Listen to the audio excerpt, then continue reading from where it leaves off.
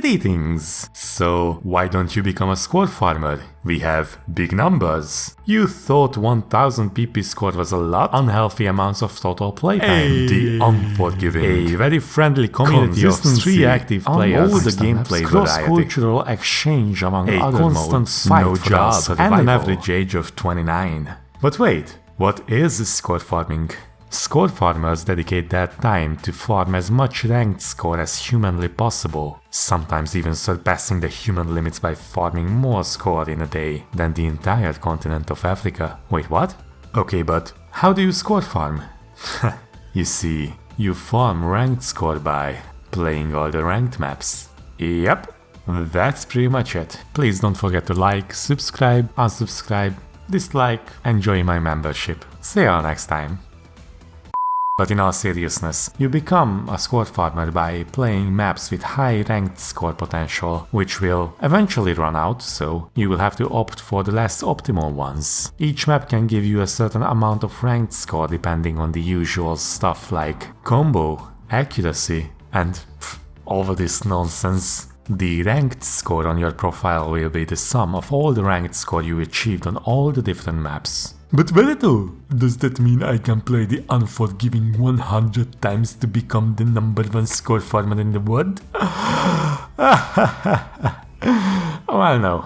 Each map will only give you the amount of ranked score you can see on the scoreboard. If you override that with a better score, you will only get the difference, since you already got the amount that you previously had. Simple enough, and you probably knew that already, so let's head over to more pressing questions, such as: why score farm? Well, first of all, it is fun. Yeah, sometimes you would forget about this aspect. You get to see the big numbers go brrr, and as a big numbers going brrr connoisseur, I get a hit of dopamine whenever I see them big numbers on the screen. It's so nice.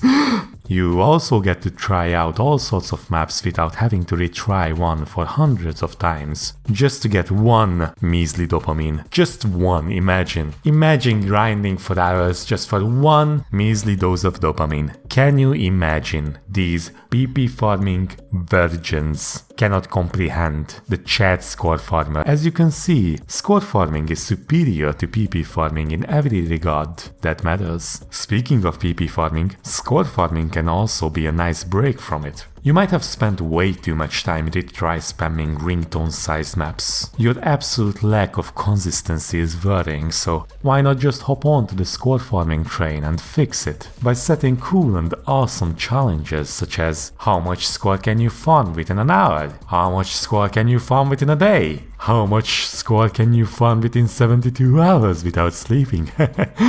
Or the classic: I am not going to pee until I finish farming 1 billion score today. Seems fun, isn't it? Since the PP farming mentality is obviously trash, you can improve that with score farming as well. And finally, the score farmers have a wonderful community, unlike those dirty PP farmers. It doesn't matter where you come from, or if you like pineapple pizza. Everyone welcomes you with open arms if you share our passion for ranked score. One of us. One of us. But okay, but Verto! But okay, how do you actually score farm? I mean, if the goal is to get as much ranked score as humanly possible, there has to be some tips and tricks, right? Ha! But of course!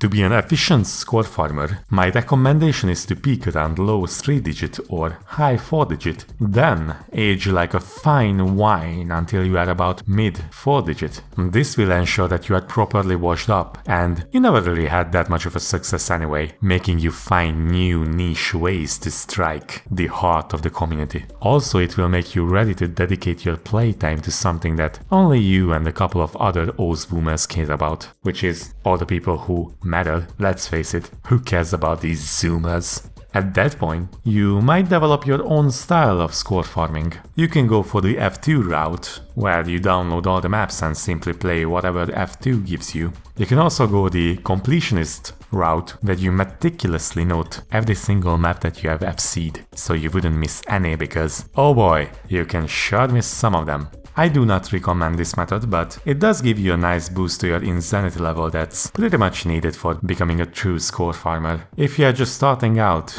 you can just look for single difficulty maps because they are mostly marathons with tons of ranked score potential. The Scorefarmer difficulty ranges between high 4 stars to high 5 stars. You will get insanely consistent on these difficulty levels, but aside from that, don't expect much. Remember, you have sacrificed your life to score farming, so don't get any funny ideas. You might be thinking that this is all good and well, but we haven't talked about mods yet, and well, that is true.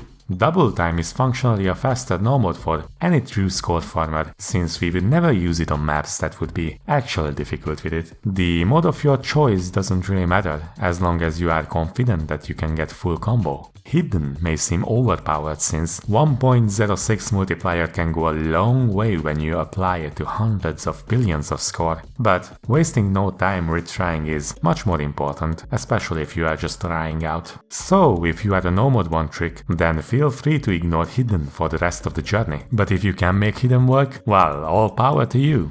There are a couple of hard rock only score farmers too. The rationale behind that is AR10 helps a lot with reading all the wonky maps, but the reduced circle size and increased overall difficulty can be a major pain on finger control and small CS maps. Regardless though, the main goal with mods is to make otherwise easy maps just hard enough to be engaging, but not too hard because then you might miss and that's score waste. It should also be noted that whichever mod you enjoy the most should be used, as you will be playing for thousands of hours. If you aren't having fun during the first couple of hundreds of hours, oh boy, you're gonna have a bad time.